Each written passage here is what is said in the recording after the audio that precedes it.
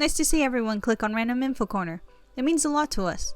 If you don't know, I am your host Meaty Tiny, and today we'll be talking about keeping track of random ideas. To save you the trouble, if you are looking for websites or even apps on your phone, you might want to skip this video. We will not focus on technology due to the fact that it's always constantly changing and each program depends on what the user has. If you don't have an idea or need help researching, we recommend taking a look at some of our previous videos that we have done on the various subject. Link will be in the description box below. For the rest of you, let's begin on how we can keep track of all our random ideas. Let's start with the obvious. Everyone knows that notebooks and journals work in a similar way. We use them for school and others for work.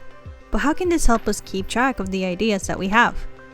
You could buy a miniature version of the book and keep it on you whenever you get inspired.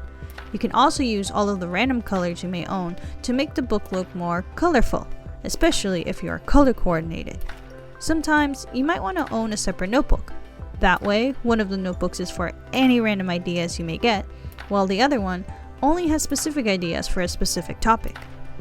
What I would like to remind everyone is that you don't have to spend a lot of money on a fancy journal.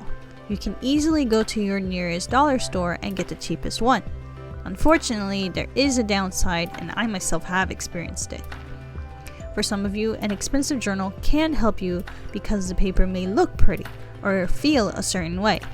For others, they may write something down, but they won't finish the entire journal. Instead, they go off to buy another one, knowing very well that the last one is not finished. This might sound similar to a few of our artists watching. You draw on your sketchbook, but you don't finish the pages. This is not uncommon, and you shouldn't feel bad. Instead, what you can do is write new information on your old notebook, such as a to-do list. Remember, don't waste paper. If you want something to stick to a surface, then sticky notes are another great way to keep track of your ideas. They are also travel size, and when you are done writing in them, you can place them almost anywhere. If you change your mind, you can always move them around to different locations. Just like notebooks and journals, for some people, a standard sticky note will do the trick. For others, they may want something fancier, or keep their ideas color-coded. It just depends on the person. Sadly, this too has a downside. For many of us, we have experienced the sticky side to fade away or leave marks on the surface we have left it on.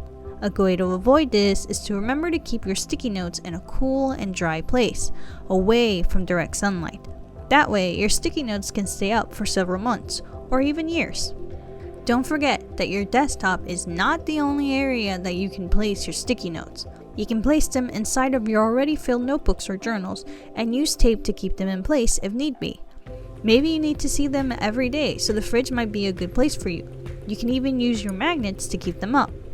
Lastly, I suggest putting a large blank poster paper on your door, if there is nothing on it. For many of us, our door is empty. No posters, no hooks, nothing. So if you need the space, why not try it out? A lot of people assume that note cards are not very good to travel with unless they are spiral bound and might even limit them. For this, you can take a stack and place them in an index card case. Once you are home, you can place them in their specific card cases or storage boxes.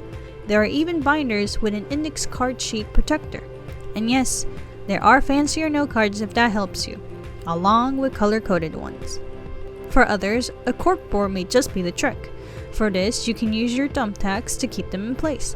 The downside with this one may be the part where if you move it too much, the paper might end up being filled with too many holes. An alternative to corkboards are whiteboards, and again, you can place your magnets on top if need be.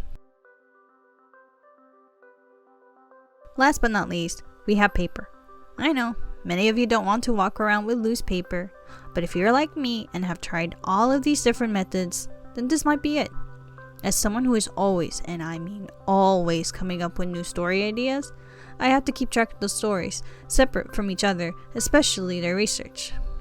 What I do is simple. I write my ideas down and place them in color-coded folders or binders. If I need to move them around, I can. If I need to add something to it, I can use a different color pen or sticky notes. Since it's technically a loose notebook, I have the room to experiment how I want to write the ideas, and with the extra room, I can always draw thumbnails to help me remember certain things that I can't write down right then and there.